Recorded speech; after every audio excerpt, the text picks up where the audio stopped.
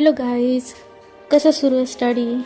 I hope एकदम व्यवस्थित चालू असणार. ऑफकोर्स एक्झाम आहे तर स्ट्रेस तर असणारच. सो मी माझा स्वतःचा एक स्टडी प्लॅन केलेला होता, तर आय थॉट की मी शेअर करू.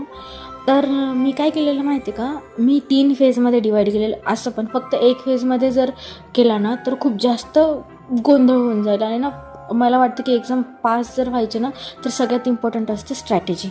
आणि स्ट्रॅटेजी म्हणजे काय, मी मायक्रो प्लॅन वगैरे नाही सांगणार. मला जितकं मला कळालं, फक्त आय फील की टाईमलाईन खूप जास्त इम्पॉर्टंट आहे. तर पहिला फेजमध्ये केलेलं आहे. पण 28 जुलै ते 15 सप्टेंबर त्यात येतात 50 दिवस. तर काही गोष्टी फिक्स आहेत. डेली 2 तास मॅथ्स रिझनिंग काहीही झालं तरी झालंच पाहिजे. आणि 15 सप्टेंबरपर्यंत जसं माझं स्वतःचं ग्रामर इतकं स्ट्रॉंग नाही आहे, सो मी डेली 1 तास ठेवणार आहे. 1 दिवस मराठी ग्रामर, 1 दिवस इंग्लिश ग्रामर. 15 सप्टेंबरपर्यंत. ओके. डेली 1 तास जो अभ्यास केला त्याचं रिव्हिजन, या तर सकाळी या तर सगळ्या दिवसाच्या एंडिंगला. ओके.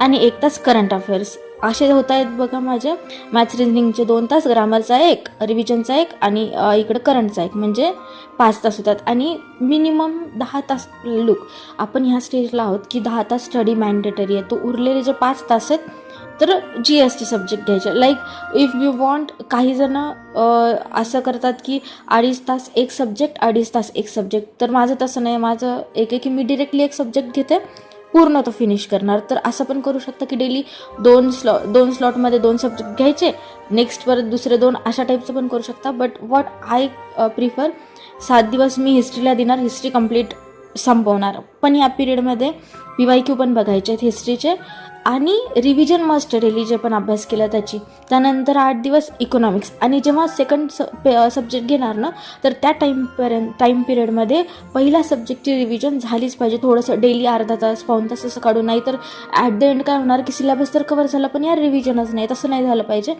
आणि इफ पॉसिबल, तर नोट्स तर सगळ्यांकडे असणार, पण इफ पॉसिबल शॉर्ट नोट्स असल्या पाहिजे.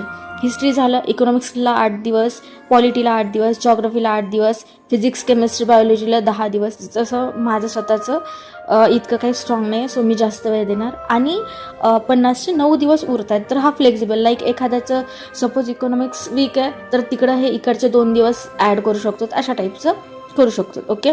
बाय एंड ऑफ 15 सप्टेंबर आपला फर्स्ट रिव्हिजन कंप्लीट होते. ओके.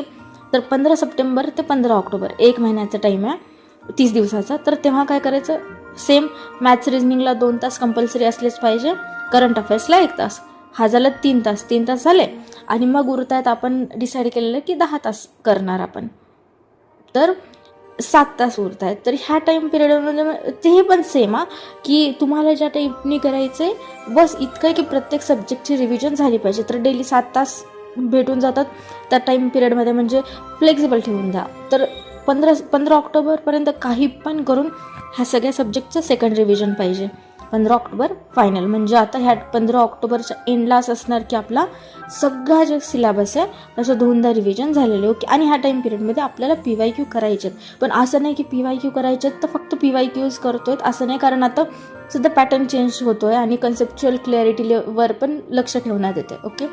देन 16 ऑक्टोबर ते 24 ऑक्टोबर सगळ्यात क्रुशियल टाईम. मोस्टली काय होतं, आपण आधीच्या टाईममध्ये खूप अभ्यास करतो आणि एक्झामच्या टाईममध्ये असं होतं ना, यार आता अभ्यास नाही करायचा, आणि आपण लूज पडून जातो. आणि शेवटचे दिवस सगळ्यात जास्त खूप मॅटर करतात. ओके. जर 16 ऑक्टोबर ते 24 ऑक्टोबरमध्ये काय करायचं की ह्या 2 फेजमध्ये आपल्याला इतकं कळालं आपला वीक पॉईंट कोणता आहे. तर ह्या टाईम पिरियडमध्ये करंट अफेअर्स डेली झालेच पाहिजे, मॅथ्स रिझनिंग झालंच पाहिजे, काही मॉक टेस्ट. आता ऑफकोर्स मॉक टेस्ट तर गरजेचं आहे, मॉक टेस्ट दिल्या पाहिजेत. आणि ज्या की मॉक टेस्ट ना 15 सप्टेंबर ते 15 ऑक्टोबरवाला फेज आहे ना, त्या फेजमध्ये पण मॉक टेस्ट जसा टाईम भेटेल, आता 1 तासाची आहे ना, तर मॉक टेस्ट द्यायला हवेत. ओके.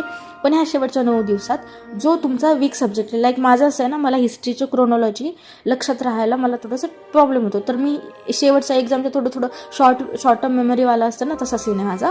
तर एंडमध्ये मी क्रोनॉलॉजी बघणार, INCचे अधिवेशन बघणार, परत प्राण्यांचं वर्गीकरण, वनस्पतीचं वर्गीकरण, त्या गोष्टी बघणार. म्हणजे फॅक्च्युअल स्टफ मी एंडला जास्त बघत असते, म्हणजे त्या टाईम पिरियडपुरतं तरी लक्षात राहतं. आणि एक तर सगळ्यात मेन ह्या एक्झामचं मला ही गोष्ट कळाली की पॉईंट हा आहे की तुम्ही एका तासामध्ये 100 प्रश्न सोडवले पाहिजे.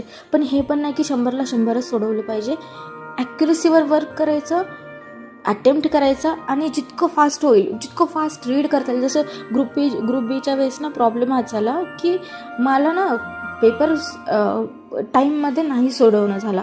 सो आपल्याला हे बघायचं की 100 प्रश्न 60 मिनटामध्ये कशा फास्ट सोडवण्यात येतील. आणि लुक वॉट आय फील ना, एक्झाम क्रॅक करण्यापेक्षा ना तो पेशन्स म्हणा किंवा तो स्ट्रेस मॅनेजमेंट ना, ही गोष्ट खूप मॅटर करते. तर ह्या टाईम पिरियडमध्ये योगा मेडिटेशन कन्फर्म असलंच पाहिजे. सो हे मला वाटतं. लाईक मायक्रो टॉपिक तर मला नाही वाटत की सांगायला पाहिजे, कारण प्रत्येकजण इतकं मॅच्युअर तर आहे की स्वतःचं वीक पॉईंट स्वतःचे स्ट्रॉंग पॉईंट माहीत आहेत, तर त्यानुसार फ्लेक्झिबली करायला पाहिजे. पण 3 फेजमध्ये झालं पाहिजे सगळ्या गोष्टी. ओके. आणि काय वाटतं तुम्हाला मला सांगा. थँक्यू. आणि